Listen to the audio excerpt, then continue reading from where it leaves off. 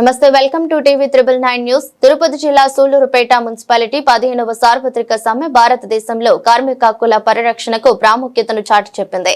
ఈ సంఘటనలో సిఐటియు మరియు ఏఐటియుసి ఆధ్వర్యంలో సిపిఎం పార్టీ జిల్లా కార్యదర్శి కందపు మురళి ముఖ్య అతిథిగా పాల్గొని సమ్మె ద్వారా కార్మిక సంఘాలు తమ నిరసనను తెలపడమే కాకుండా భారత ప్రభుత్వ విధానాలపై అసంతృప్తిని వ్యక్తం చేశాయి. ముఖ్యంగా ప్రభుత్వ రంగ సంస్థల ప్రైవేటీకరణ, లేబర్ కోడ్ల పరిచయం మరియు కార్మిక చట్టాల పునరుద్ధరణ వంటి అంశాలపై ఈ సమ్మె ప్రత్యేక దృష్టిని కట్టించింది.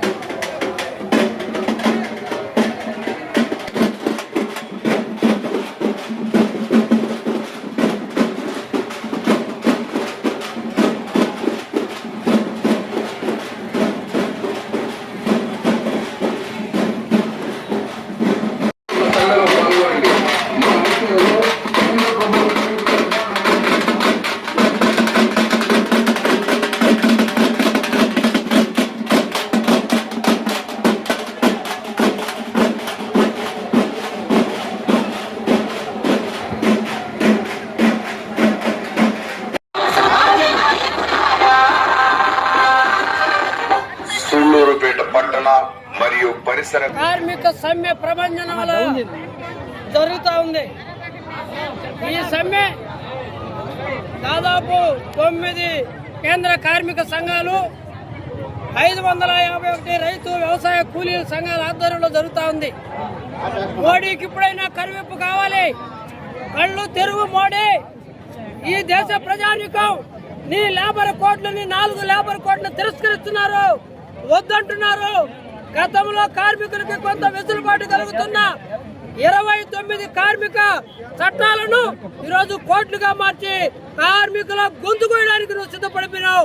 దీన్ని కార్మిక సంఘాలను కూడా ఈ దేశానికి సంపద సృష్టించేటటువంటి కార్మిక రంగాన్ని, ఈ దేశానికి అన్నం పెట్టేటువంటి వ్యవసాయ రంగాన్ని ఇప్పటికే కుదేరు చేయాలనే ఉద్దేశంతో దుర్మార్గమైన 3 వ్యవసాయ వ్యతిరేక నల్ల చట్టాలు చేస్తే దాని మీద దాదాపు సంవత్సరంన్నర పోరాడి దాన్ని అయితే విరమింపు చేసినా కానీ ఆ రోజు ఇచ్చిన హామీలను ఇంతవరకు నెరవేర్చిపోగా కార్మికులు కడుపు కొట్టాలని, దేశానికి సంపద సృష్టించే కార్మికులు కడుపు కొట్టాలనే ఉద్దేశంతో పోరాడి సాధించుకున్న 29 కార్మిక చట్టాలను రద్దు చేసి 4 లేబర్ కోడ్లు తీసుకొచ్చేసి కార్పొరేట్లకి అనుకూలమైన చట్టాలు తీసుకురావడం దుర్మార్గం.